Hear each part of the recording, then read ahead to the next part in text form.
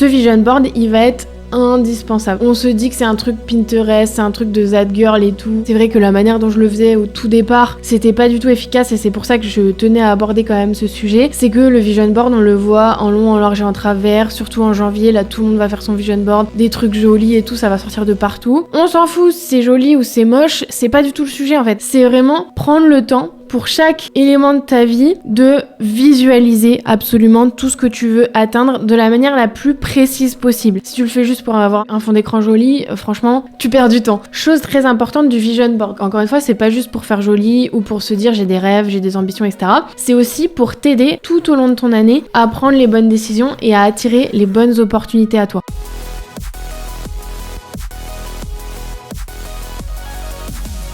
Hello les filles et bienvenue dans ce nouvel épisode de podcast. Je suis trop ravie de faire cet épisode. Cette thématique m'est venue quand j'étais en vacances à Mykonos. Oui. Petite parenthèse là-dessus, mais vraiment prenez le temps. Que ce soit 2-3 jours, des fois on se dit mais 3-4 jours c'est trop court, tant pis je prends pas de vacances, j'en prendrai des plus longues, etc. Le bonheur que c'est de prendre seulement quelques jours off, surtout si vous êtes sur les réseaux sociaux, dans le business, entrepreneur, etc.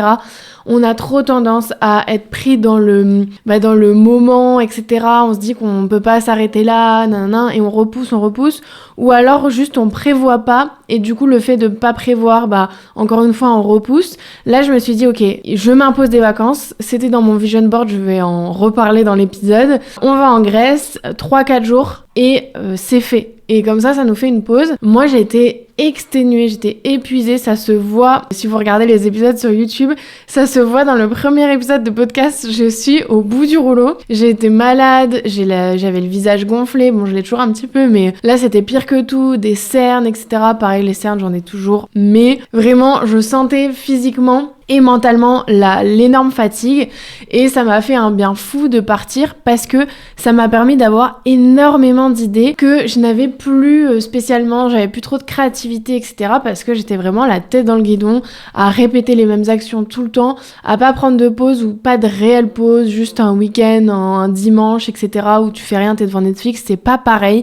Là, ça m'a donné des idées, vous n'êtes pas prêtes les filles, j'en ai à revendre. Donc cette thématique elle m'est venue là-bas parce qu'en fait j'ai pris le temps aussi de célébrer tout ce que j'ai accompli depuis mai et de réaliser en fait. J'ai près de 50 clientes, j'ai fait plus de 65 000 € de chiffre d'affaires juste avec mon offre Success Story. Donc en tout j'ai fait beaucoup plus, dont 60 000 € juste depuis septembre. Là à l'heure où je vous parle, c'est intéressant de le préciser, on est le 3 novembre. On va parler du fait que c'est important de préparer ton année 2024 dès maintenant. Donc peut-être que tu écoutes cet épisode dès novembre, peut-être que tu l'écoutes en décembre, en janvier, c'est pas grave, ça va quand même t'aider puisque je vais te donner des clés. Mais si tu l'écoutes en novembre, c'est encore mieux parce que c'est vraiment le moment pour charbonner. On va s'entendre et je vais t'expliquer tout ça, pourquoi c'est important et comment le faire. Mais du coup, le fait de réaliser tout ça pendant les vacances, je me suis dit, mais en fait, déjà c'est insane. Et aussi, je me suis dit, je dis que c'est depuis mai parce que factuellement, c'est vraiment en mai qu'il y a eu un énorme changement dans ma vie, que j'ai lancé Success Story et que tout est allé très très vite. Mais et je suis convaincue que c'est parce que je prépare ça au final depuis novembre dernier. Pas forcément ça, je peux pas te dire qu'en novembre dernier, je savais que j'en serais là aujourd'hui, c'est totalement faux. Mais j'ai commencé en novembre dernier à me dire ok, 2023 c'est mon année, je sais pas encore ce qui va se passer, mais je vais tout faire pour charbonner, réussir et m'émanciper et en tout cas commencer quelque chose qui me parle vraiment. Je vais t'expliquer un petit peu ma situation à l'époque. Ça a vraiment été le point de départ et je me dis on est trop souvent matrixé par le mois de janvier, les nouvelles résolutions et malheureusement parfois c'est même trop tard. Enfin en tout cas si tu prends de l'avance dès maintenant ce sera toujours ça de prix et vraiment tu vas voir c'est vraiment la meilleure période et je vais t'expliquer un petit peu tout ça en détail. Pour t'expliquer un petit peu le contexte, en gros, en novembre dernier, ça faisait 2 mois que j'avais rejoint une agence en tant que freelance sur toute la partie direction, en fait, management, communication, il y avait plein de choses. Et de septembre à octobre, j'ai mis en place énormément de process pour fluidifier plein de choses. Et donc, j'étais concentrée là-dessus, même si j'avais mon TikTok à côté et qu'au fond de moi, je voulais vraiment développer mes réseaux sociaux. Malheureusement, j'avais pas assez de temps pour le faire, en tout cas dans cette période de transition, on va dire. Et en novembre, je me suis dit, bon, allez là, je sais que c'est vraiment ce que je veux faire, la création création de contenu, je sais que j'ai un potentiel de ouf en termes d'abonnés, de collaboration avec les marques, etc. Et au même moment, il y avait l'essor vraiment de la création de contenu UGC. Moi, avec l'agence, je recrutais des créateurs de contenu UGC. À l'époque, il y en avait franchement pas du tout à l'époque en France et c'était une galère, mais du coup je me suis dit il y a un créneau à prendre, il y a un truc à faire. Allez, je me lance dans la création de contenu à fond. Et surtout, à ce moment-là de ma vie, je gagnais déjà très bien ma vie en sortie d'études. Je faisais un chiffre d'affaires de 2600 € à peu près. C'est pas énorme maintenant par rapport à ce que je fais. Je me dis que voilà. Mais en sortie d'études, franchement, vu ce qu'on me proposait à Paris, c'était quand même pas mal. Et je faisais déjà 200, 300 € de revenus supplémentaires grâce à la création de contenu, pardon. Donc, c'était assez cool pour moi en sortie d'études, en étant à Dijon et en ayant un rythme de vie assez correct, sans dépenser des sommes astronomiques, parce que ici on a de la chance, ça reste quand même assez accessible, et j'avais très peu de charges. Donc bref, un niveau de vie en sortie d'études qui quand même me paraissait plutôt pas mal, sauf que en janvier, je devais commencer à rembourser mon prêt étudiant. En effet, j'ai fait une école de commerce, donc 30 000 balles de prêt étudiant à rembourser, c'est-à-dire 500 € par mois pendant 5 ans. Ça fait mal, c'est d'ailleurs pour ça que je suis pas restée sur Paris et au final, bon, tout arrive pour une raison, donc je redonne cet argent avec plaisir à l'heure actuelle parce que, bah voilà, j'ai décidé de financer mes études et si j'avais pas fait ces études-là, j'en serais sûrement pas là aujourd'hui, même si je suis pas convaincue que ce soit ça qui m'ait aidée. Mais bref, tout arrive pour une raison et c'est ok. Mais ce que je me suis dit, c'est pas j'ai pas envie de rembourser, je vais être dans la merde, etc. C'est j'ai pas envie de changer de niveau de vie. 2600 € de chiffre d'affaires, en gros, ça te fait 2000 € net dans ta poche quand t'es en auto et que tu prends 100% de ce que tu gagnes en ton salaire. C'est plus du tout ce que je fais à l'heure actuelle, mais à l'époque, c'est ce que je faisais.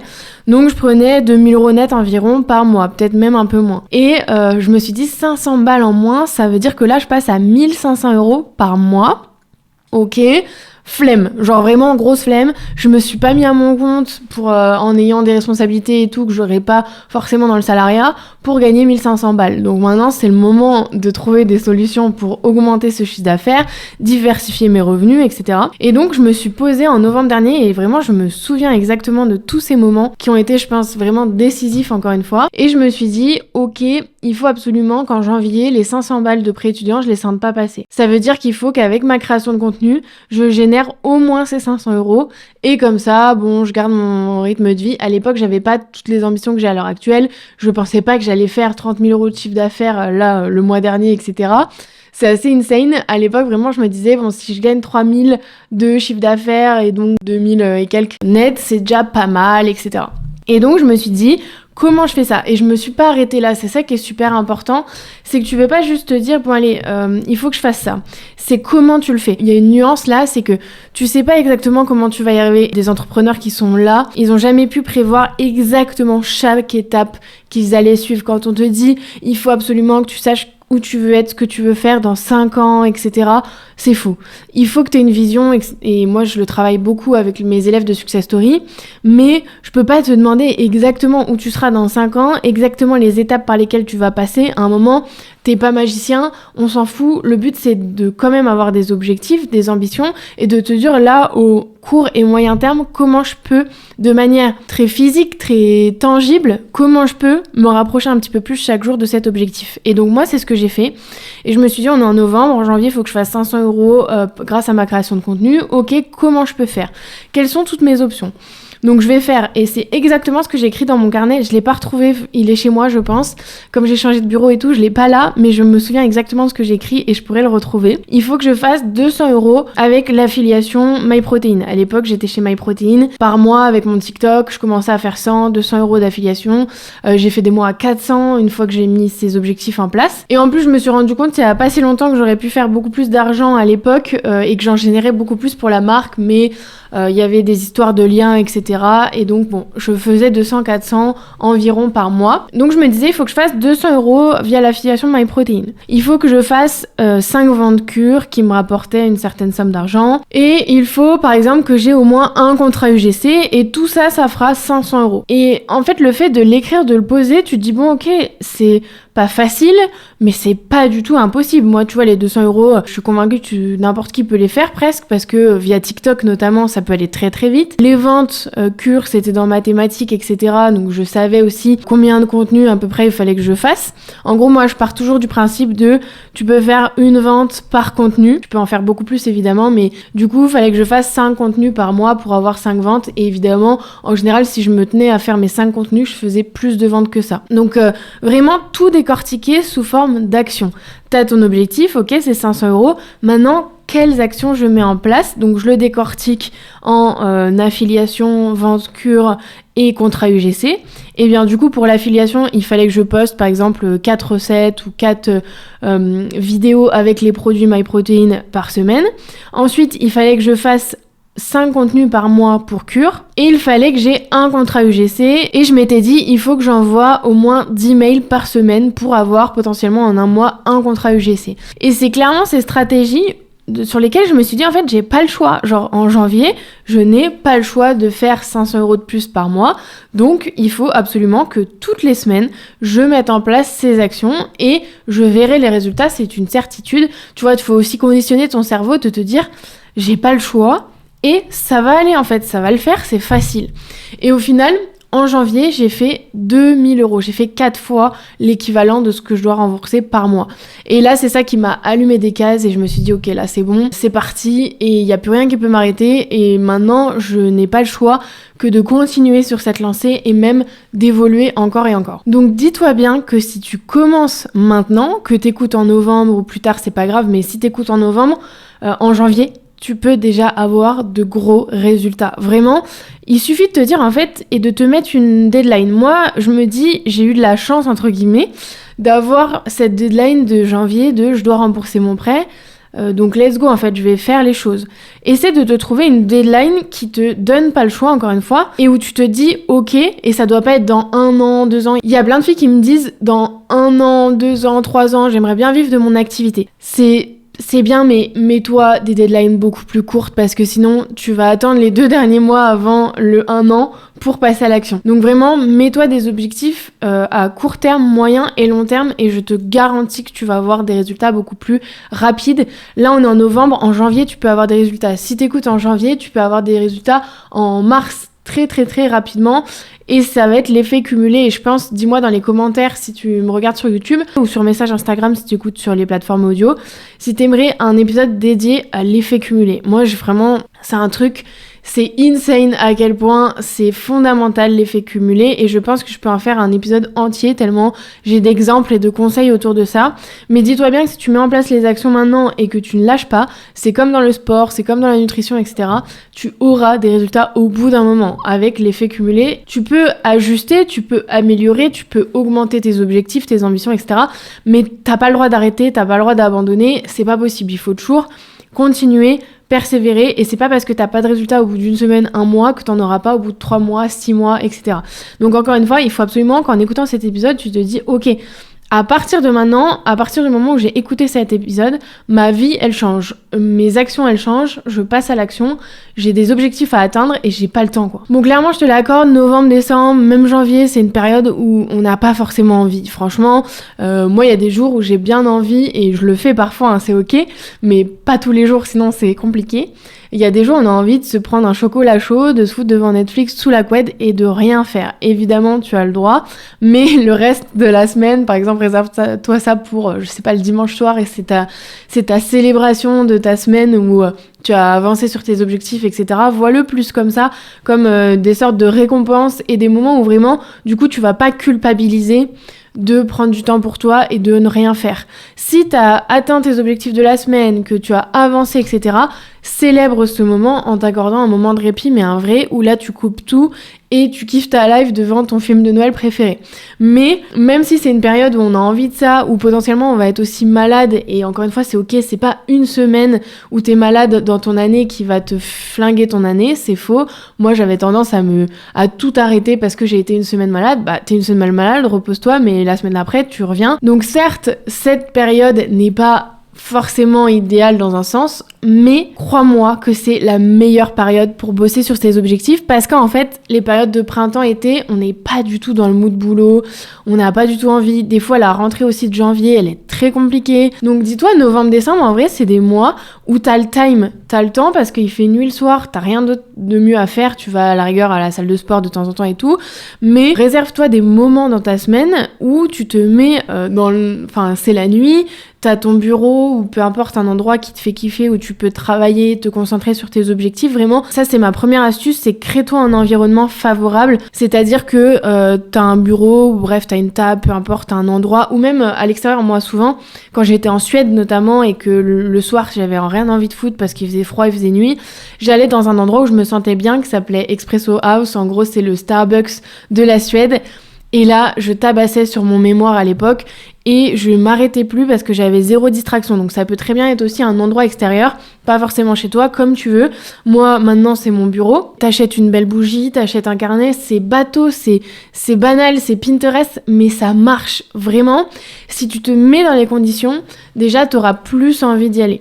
Donc achète-toi ce carnet qui te fait kiffer, un beau stylo, une bougie, tu prends ton ordi et tu charbonnes sur tes objectifs. C'est le meilleur moment, crois-moi. T'as rien de mieux à faire, il fait froid dehors, reste chez toi au chaud ou dans un bon café et avance. Franchement, prends de l'avance. Travaille déjà sur 2024 alors qu'on est encore en 2023, vraiment. Tu vas voir que ça te motive. En fait, tu dis putain, là je suis en train de travailler sur mon année qui arrive. Genre c'est quand même, il y a pas tout le monde qui fait ça quoi. Donc fais-le et prends de l'avance sur les autres gens, prends de l'avance sur la société, prends de l'avance sur ta génération, peu importe.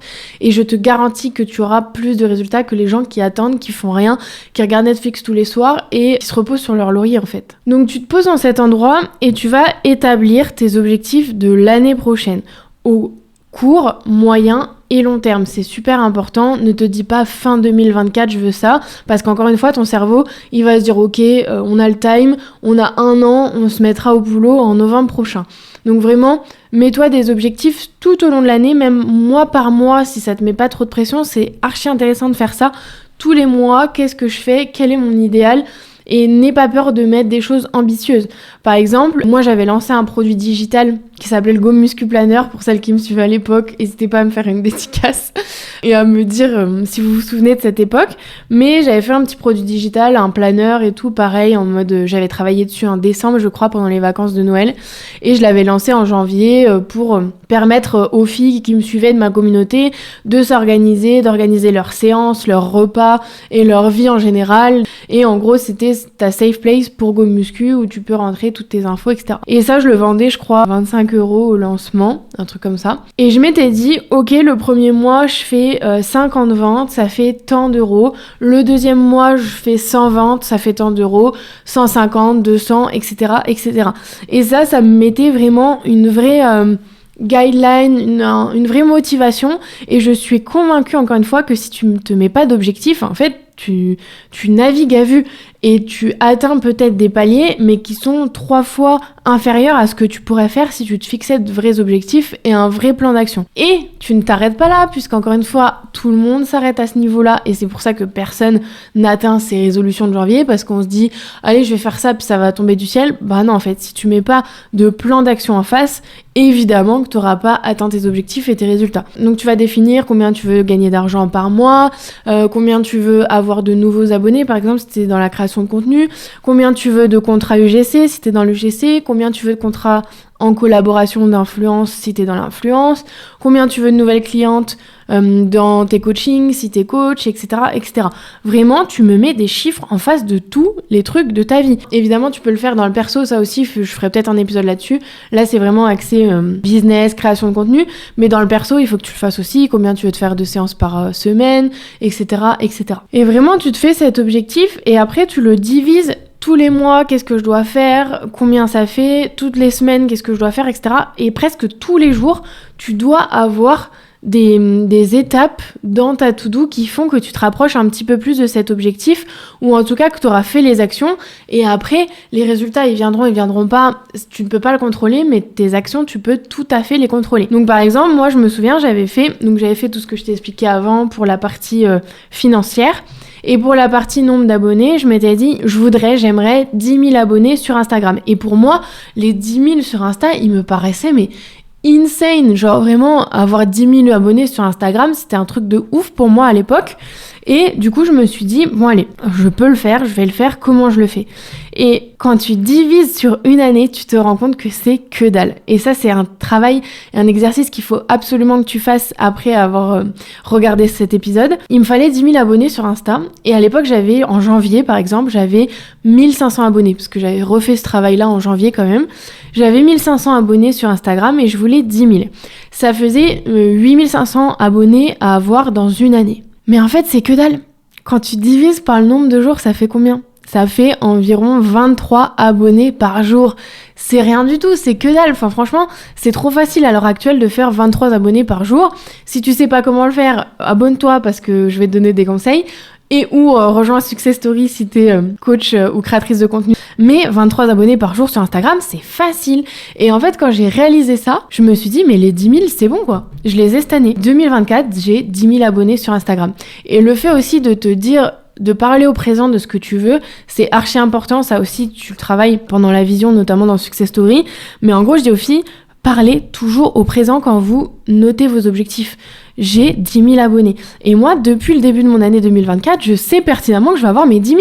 Genre, je sais que c'est juste une question de temps et que j'ai le contrôle dessus. C'est ma responsabilité de mettre en place les actions, de poster 5 fois par semaine pour atteindre cet objectif, d'échanger avec 5 à 10 comptes, 15 comptes, 20 comptes par jour en fonction des jours et de mes disponibilités. Et il n'y a pas de raison que je les ai pas. Et au final, je les ai eus. Si tu regardes, à l'heure actuelle, j'ai 10,5, je crois. En ce moment, je suis beaucoup moins concentrée sur ma visibilité parce que je suis concentrée sur mes clientes, avoir le meilleur accompagnement possible, etc. Mais j'aurais pu avoir évidemment beaucoup plus cette année, mais j'ai eu mes 10 000 abonnés et voilà quoi en fait. Mais je suis convaincue que c'est parce que j'ai fait ce travail-là en novembre dernier, en janvier dernier, je me fixe des objectifs, je les divise en toutes petites étapes, que quotidiennement je sais où je dois aller, quelles actions je dois faire, et en fait, il n'y a pas de raison que j'y aille pas. Clairement, tu peux pas avancer si tu vas dans tous les sens, que tu sais pas où tu veux aller, que t'as pas un objectif précis, déterminé, avec un plan d'action. C'est clair et net que tu vas te foirer royalement. Moi, je vois trop de filles sur Insta, et j'y suis passée aussi, hein. C'est pas du tout une critique, c'est juste que maintenant, c'est le moment en fait. Si t'écoutes cet épisode, c'est ton signe pour vraiment passer à l'action et arrêter de te disperser et surtout fixer tes objectifs, ton plan d'action et let's go. Tu restes focus. Je vois trop de filles qui prennent 15 000 formations différentes, parfois qui ont rien à voir les unes entre elles, qui savent pas où elles veulent aller, qui testent l'UGC pendant une semaine, puis après elles veulent peut-être développer une communauté, aller sur l'influence, mais comme ça va pas assez vite, au bout de 2 semaines elles changent, elles vont aller dans du MLM, etc., etc. En fait, à un moment, si t'as le droit de choisir et de pas savoir ce que tu veux faire. C'est ok, hein, moi je savais pas du tout ce que je voulais faire. Mais si tu choisis pas quelque chose et que tu donnes pas toute ton énergie là-dedans pendant au moins 1 mois, tu peux pas te dire c'est pas fait pour moi, ça marche pas, je sais pas faire, je suis nulle, etc. Si pendant 1 mois de ta vie, t'es pas capable de te tenir un objectif, de rester focus, etc., je suis désolée de te dire que tu vas rien accomplir et que tu vas pas avancer en fait. Si pendant 1 mois, t'es pas capable de rester focus, et encore une fois, je dis pas si t'es malade pendant 1 semaine, etc., 1 mois et 1 semaine, on s'en fout, c'est pas vraiment 1 mois, 30 jours exactement.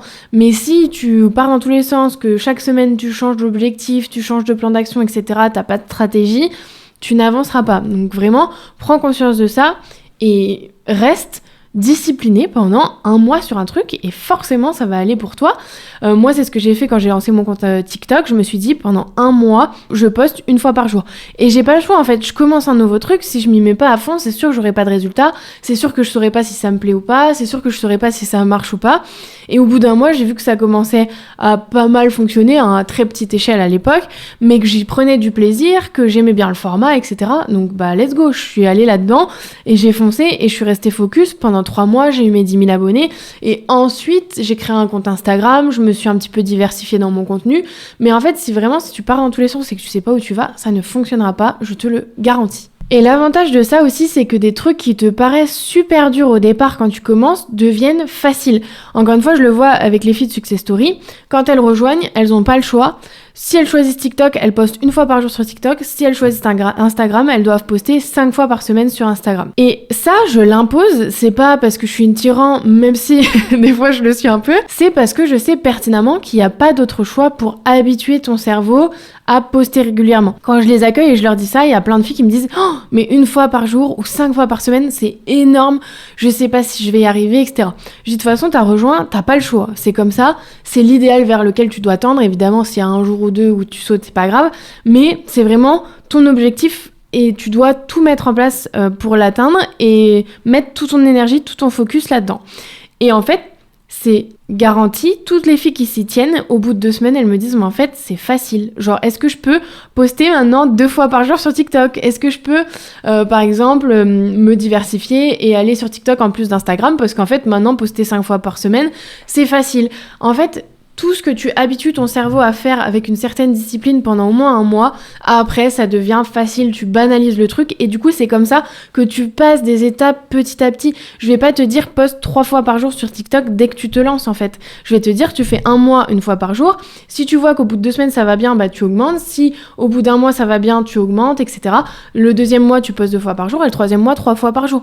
Il faut aller étape par étape, mais en tout cas être toujours dans le mouvement et toujours avancer. Le truc aussi super bateau, mais franchement qui fonctionne super bien, c'est évidemment le vision board.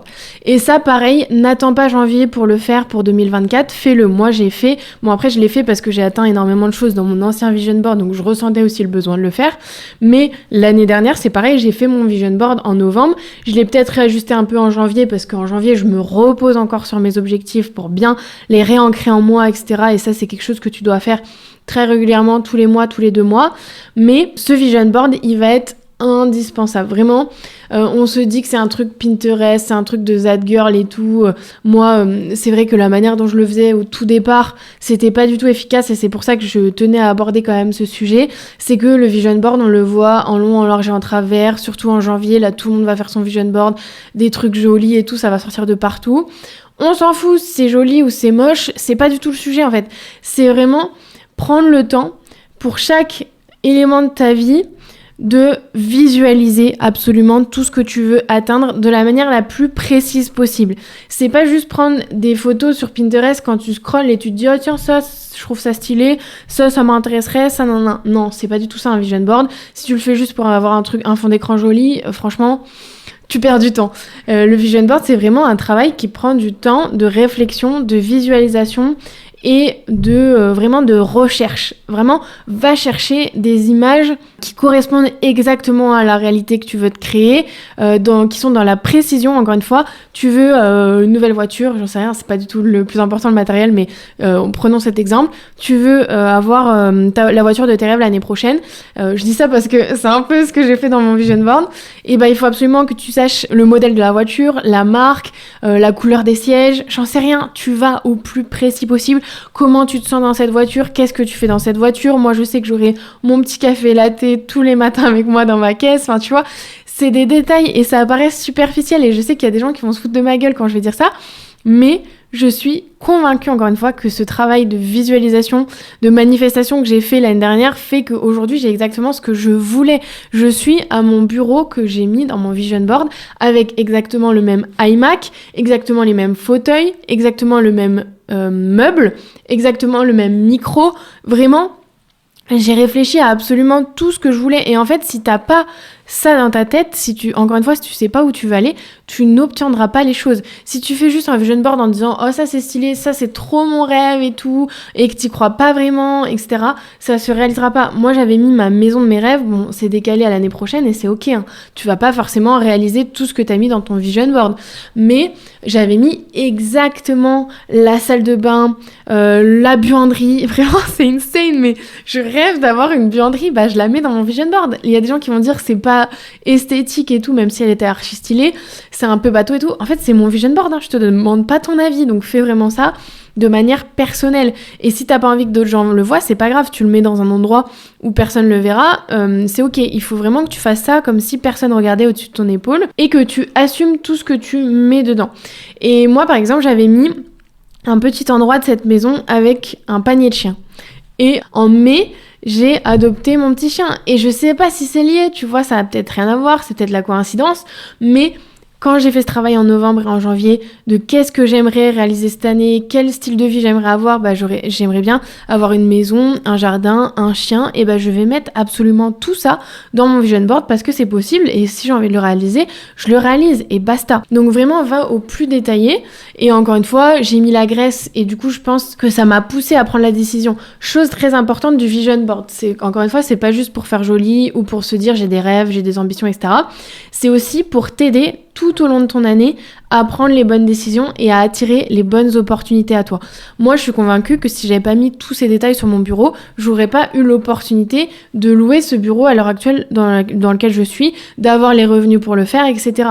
Si j'avais pas mis la graisse, je me serais pas forcée là en me disant l'année va bientôt finir, j'ai pas accompli cet objectif d'aller en Grèce, mais en fait, qu'est-ce qui m'en empêche ? Rien du tout. Donc, je prévois mon voyage et j'y vais. En fait, ça te permet aussi de passer à l'action, de prendre les bonnes décisions quand il y a plusieurs choses qui s'offrent à toi, etc. Ça, très important, la prise de décision. Si tu te fixes tes objectifs, ta stratégie, ton plan d'action et tes ambitions, tes rêves avec le vision board, tout ça, ça va ensemble.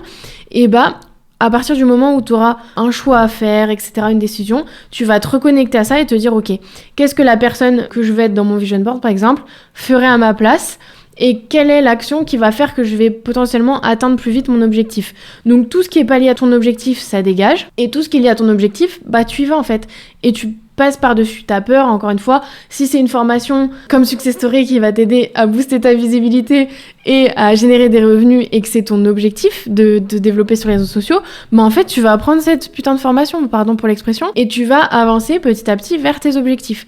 Et le fait d'avoir ces ambitions, cette stratégie, ce plan d'action, ces objectifs, va te permettre de prendre ces décisions beaucoup plus facilement et d'attirer à toi les opportunités. C'est un fait. Attention, petite nuance avant de finir cet épisode, c'est que tout ce que tu mets dans ton vision board, tes objectifs que tu te fixes à l'heure actuelle, etc., ça ne te définit pas. Réserve-toi aussi la surprise et le fait de te dire il y a plein de choses cette année 2024 qui vont s'offrir à moi. Ouvre-toi vraiment aux opportunités et n'aie pas peur. Encore une fois, je te dis, prends les décisions et tout en fonction de ce que tu veux, mais si t'as une intuition au fond de toi, etc., suis-la. Il y a plein de choses que tu sais pas encore qui vont se produire en 2024 et qui pourront potentiellement changer ta vie. Donc vraiment, fixe-toi des objectifs, essaie de tous les mois d'avancer, etc., mais suis aussi ton intuition. Je pense à ça parce que moi, Success Story, j'aurais jamais dit en novembre dernier que j'allais créer un programme pour accompagner les filles, etc., que j'allais faire 30 000 euros de chiffre d'affaires, que j'allais avoir 50 000, bien sûr, 50 clientes, c'est un lapsus, voilà, objectif 2024, 50 000 clientes, non, je rigole. Mais vraiment, je suis convaincue que si j'avais pas fait ce travail de « Ok, maintenant je passe à l'action, je vais atteindre la vie de mes rêves, je vais réaliser mon vision board, etc. », j'aurais pas eu cette intuition et cette opportunité de créer le programme que j'ai créé cette année pour atteindre ces objectifs-là et pour réaliser mon vision board. Donc ne te pose pas trop la question de qu'est-ce qui va se passer, comment je vais faire exactement. Si tu sais pas, si t'as pas la réponse aujourd'hui, c'est ok.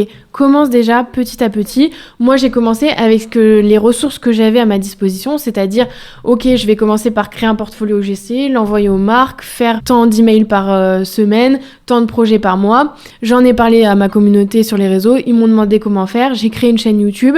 Tu vois, c'est toujours le passage à l'action, les étapes, et toujours dans le passage à l'action qui a fait que tout ça s'est mis bout à bout pour créer ce que j'ai aujourd'hui.